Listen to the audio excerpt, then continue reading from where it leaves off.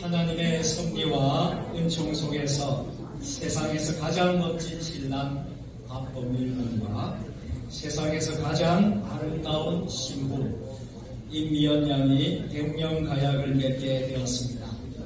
두 사람을 부부로 맺어주신 우리 하나님께 먼저 영광과 감사를 드립니다. 그리고 오늘 이 한 쌍의 부부를 낳아서 길러주시고 가르쳐주신 양가 부모님께도 감사의 인사를 드리며 신랑 신부로 새로 출발하는 이 가정에도 행복이 가득하기를 기원합니다.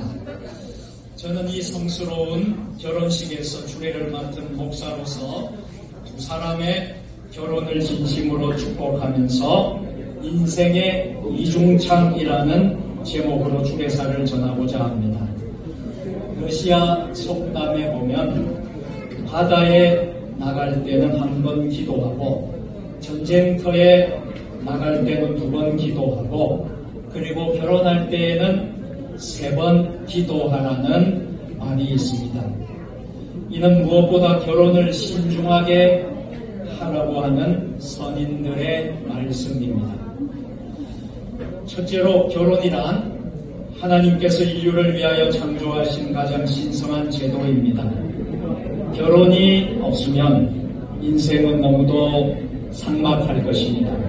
마치 얼음과 같은 세상을 살아갈 것입니다. 그러므로 이 결혼이 얼마나 축복이고 은혜인지 모릅니다. 그래서 저는 이 결혼을 인생의 이중창이라고 표현하고 싶습니다. 결혼은 결코 인생의 독창이 아니라 이중창입니다. 독창이란 혼자 내 마음대로 부르는 것입니다. 그래서 박자가 좀 틀리고 소리가 좀 튀어나더라도 거기에 개성미와 창조적인 구색만 맞추면 괜찮습니다. 그러나 이중창이란 서로 조화를 이루어야 합니다. 아무리 소리가 좋고 노래를 잘해도 어느 한 소리가 일방적으로 툭 튀어나오면 안 됩니다. 이중창이란 철저하게 하모니를 이루고 조화를 이루어야 합니다. 그래서 신랑의 테너 소리와 신부의 소프라노 소리가 아름다운 하모니의 멋을 이룰 때 거기에서 진정한 이중창의 매력을 느낄 수가 있습니다. 진정한 부부로서 행복과 보람을 누릴 수 있게 되는 것입니다. 행복한 결혼 생활이란 저절로 이루어지는 것이 아니라 신랑 신부의 부단한 노력과 정성으로 행복의 공든탑이 쌓이고 보람의 꽃이 조화 있게 필 것입니다. 그러면 어떻게 해야 신부가 신랑이 서로 아름다운 인생의 이중창을 부를 수 있을까요? 두 사람은 하나님을 사랑하는 마음으로 서로 이중창을 잘 불러야 합니다. 결혼의 궁극적인 목표는 하나님을 사랑하고 하나님께 영광을 돌리는 데 있습니다. 하나님을 섬기는 것도 혼자서는 불완전합니다. 그래서 하나님은 인간에게 가정이라는 제도를 허락해 주셨습니다.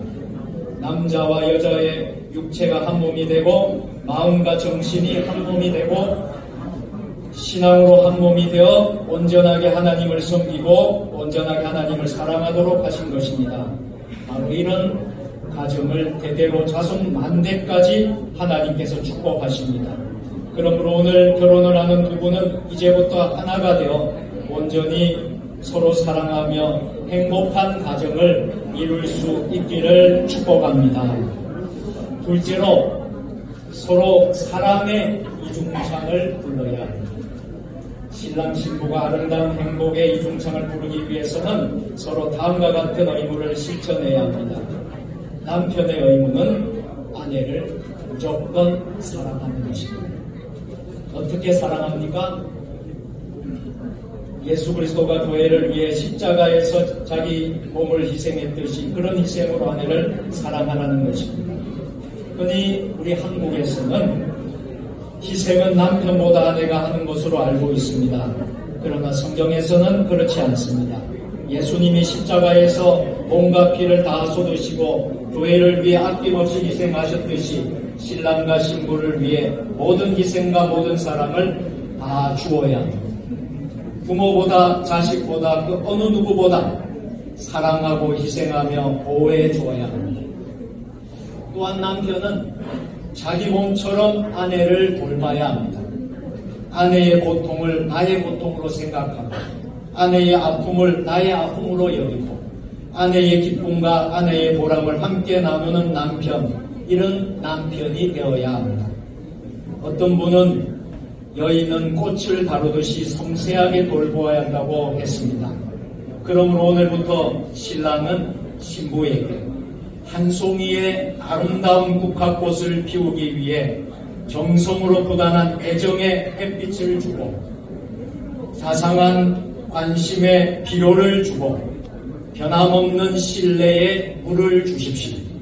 그리고 이기심이라는 잡초를 뽑고 독선의 벌레를 잡으며 무관심의 질병도 없애버려야 합니다. 그리고 나서 내 몸처럼 아내를 사랑해보세요. 바로 그때 행복의 이중창이 가정 안에서 메아리치게 될 것입니다. 신부의 의무는 남편에게 무조건 순종하는 것입니다. 마치 교회가 오직 그리스도에게만 복종하고 순종하는 것처럼 남편은 아내의 머리요 생명입니다. 그러므로 아무리 사랑하고 아무리 좋은 관계라도 남편 머리에 올라타거나 바가지를 긁어서는 안 됩니다. 오직 순종하고 복종해야 합니다. 남편만을 사모해야 합니다. 그리고 교회가 예수 그리스도만을 사모하고 그의 재림을 고대하듯이 신부도 오직 남편만을 사모하고 그 품을 늘 그리워해야 합니다. 남편이 없는 아내는 머리 없는 몸과 같기 때문입니다. 그러므로 세상에서 제일 훌륭한 남자가 내 남편이다. 가장 사모해야 할 자가 내 남편이라고 믿고 그렇게 해야 합니다. 마지막 세 번째로 부모님께 효도하는 이중창을 불러야 합니다. 부모님께 효도하는 것 역시 한 사람만 잘한다고 되는 것이 아닙니다. 서로가 남편과 아내가 한 마음이 되어서 뜻이 하나가 되어서 부모를 효도할 때 진정한 효도가 되고 완전한 효도가 되는 것입니다. 신랑은 시댁만 생각하고 신부는 친정만 생각하는 것, 이것은 불완전한 효도입니다. 오히려 신랑은 처가댁을, 신부는 시댁을 더 생각하는 마음, 그래서 이 두 마음이 한 마음이 되어서 양가의 부모님들을 받드는 것, 얼마나 아름다운 효도입니까? 바로 이런 가정에서 하나님은 행복과 건강과 장수의 축복을 약속하셨습니다. 오늘 두 분은 아름다운 효도를 하는 가정을 이루시기를 축복합니다. 결론적으로 오늘 두 남녀의 결혼식은 인생의 이중창이 시작되는 시간입니다. 인생의 달고순 경험을 같이 나누며 험난한 파도를 함께 뛰어넘고 높은 산을 같이 오르며 나그네와 같은 인생길을 손잡고 가다가 나중에는 영생의 기억까지 같이 나누게 된 영광스러운 이중창이 이제 막 시작되는 순간입니다. 오늘 결혼하는 두 사람은 서로 성이 다르고 고향이 다르고 성격도 개성도 다릅니다. 그러나 이제는 그리스도 안에서 맺어진 귀한 가정에서 부부가 한 몸이 되어 멋진 이중창을 불러야 합니다. 그러므로 두 사람은 하나님께 영광 돌리는 가정을 만드십시오. 부모님께 늘 효도하는 가정을 만드십시오. 서로 사랑의 의무를 실천하는 천국과 같은 가정을 이루십시오.